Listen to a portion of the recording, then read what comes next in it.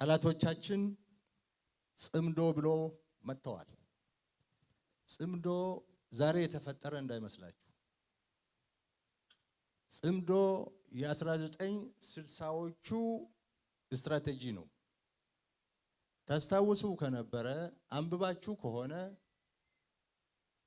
ትንሽ እኛ ከናንተ ቀደም ስለምንል በደንብ የምናውቀው ነገር ለናንተ ማስተላለፍ ያለብን ነገር የ1960ዎቹ ትውልድ እየተባለ ብዙ ጊዜ ይነገራል፣ ትሰማላችሁ።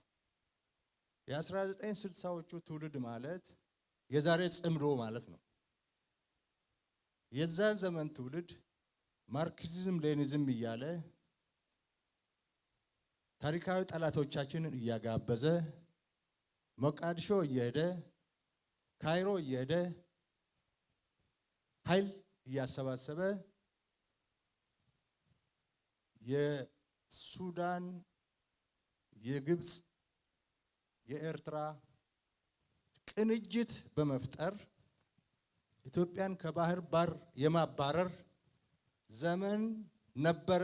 የ1960ዎቹ ትውልድ ያን ጊዜ ካይሮ ሄዶ ደጅ የጠኑ፣ ያን ጊዜ ካርቱም ሄዶ ደጅ የጠኑ፣ ያን ጊዜ ሞቃዲሾ ሄዶ ደጅ የጠኑ የነ ዚያድ ባሬ ተላላኪዎች፣ የነ ፈርዖን ቤተሰብ ተላላኪዎች፣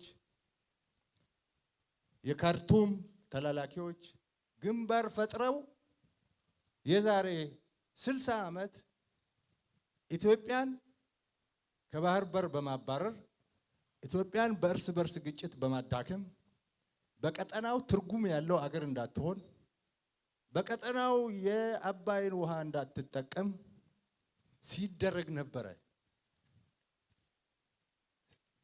ነበረ። ተሳክቶላቸዋል። ከባህር በር አስወጥተውናል። ያልተሳካው ባህር አባይን መገደብ የማትችል አገር መፍጠር ነበር። እሱ አልተሳካም። ባህር በር የማባረር ግን ተሳክቶላቸዋል። የተሳካበት ምክንያት እነሱ ጎበዞች ስለሆኑ ጀግና ስለሆኑ አይደለም። እነሱ ባንዳ ስላገኙ ነው። የገዛ አገሩን የሚወጋ የገዛ አገሩን የሚያዳክም እርስ በርሱ የሚጨፋጨፍ የራሱ መንግስት የሚያፈርስ ኢትዮጵያን ኢኮኖሚካሊ የሚያዳክም ለጠላቶቻችን ምቹ ሁኔታ በር የሚፈጥር ማአት ባንዳ ከውስጥ ስለተገኘ ነው። አሁንም እሱ ነው። አሁንም እየተደረገ ያለው እሱ ነው።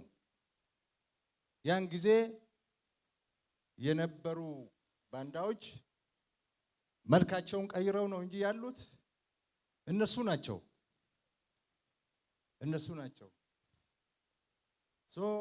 ዛሬም ታሪካዊ ጠላቶቻችንና ምቀኛ ጎረቤታችን ተቀናይተው የውስጥ ባንዳ ቀጥረው ሀገራችሁን ለማፍረስ እየሰሩ ያለበት ጊዜ ነው።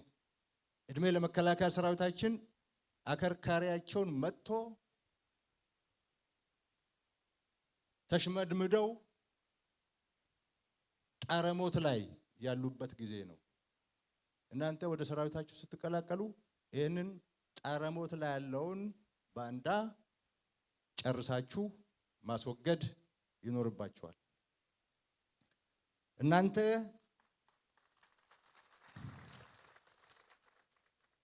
እናንተ ዛሬ የተመረቃችሁ ያላችሁት መኮንኖች በገለጽኩት ትግል ውስጥ አልፋችሁ የመጣችሁ የላቀ የኃላፊነት ዕውቀት ጨምራችሁ ወደ ለመዳችሁት ትግል የምትመለሱ የቀረውን ስራ ጨርሳችሁ አገራችንን ወደ ተጨማሪ ከፍታ እንድታወጡ የታጫችሁ የሰለጠናችሁ ብዙ አስተዋጽኦ የሚጠበቅባችሁ መሪዎች